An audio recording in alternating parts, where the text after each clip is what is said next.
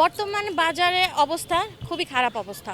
প্রতিটা জায়গায়ই আমাদের সব কিছুর দাম বাড়িয়ে দিয়েছে, আর মানুষ খেতেই এখন পাচ্ছে না। সেক্ষেত্রে হলো প্রসাধনী জুয়েলারি কিভাবে মানুষ কিনবে? সবাই চায় নিজেকে সাজিয়ে গুছিয়ে রাখতে। সো আমরা মেয়েরা একটা প্রোডাক্ট কিনতে গেলে আরেকটা প্রোডাক্ট কিনতে হিমশিম খেয়ে যাই। ভালো ব্র্যান্ডের প্রোডাক্ট কিনতে গেলে আমাদের ভ্যাট দেওয়া লাগে, আমাদের ওভার প্রাইস দিতে হয়।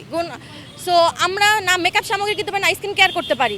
সো সেক্ষেত্রে আমাদের ইম্পোর্টেড বলে সরকার থেকে ভ্যাট ট্যাক্স দেওয়া লাগে, তাই আমাদেরও বিভিন্ন দোকানে ভ্যাট ট্যাক্সের টাকা দেওয়া লাগে।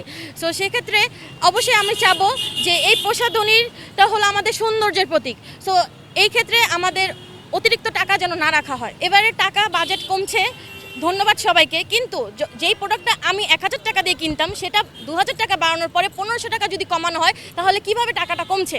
আমার তো আগে 1000 টাকা ছিল।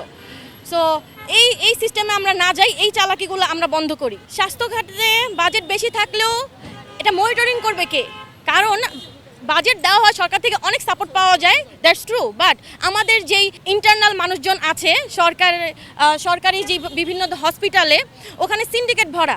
সামান্য অ্যাম্বুলেন্স ভাড়া করতে গেলে আমাদের 10 মিনিটের জায়গায় 2000 টাকা গুনতে হয় অ্যাম্বুলেন্স ভাড়া। অ্যাম্বুলেন্সের লোক আসবে না যে পর্যন্ত টাকা কনফার্ম না করা হয়। ওদিকে আমার রোগী অবস্থা সিরিয়াস খারাপ হয়ে যায়। তো সেক্ষেত্রে এগুলো দেখবে কে? সরকারের কাছে আমাদের প্রত্যাশা শুধু বাজেট নির্ণয় করলে হবে না, কোন খাতে বাজেট করতেছে, ইভেন কিভাবে সেটা চলছে সেটারও নজরদারি করা প্রযোজ্য।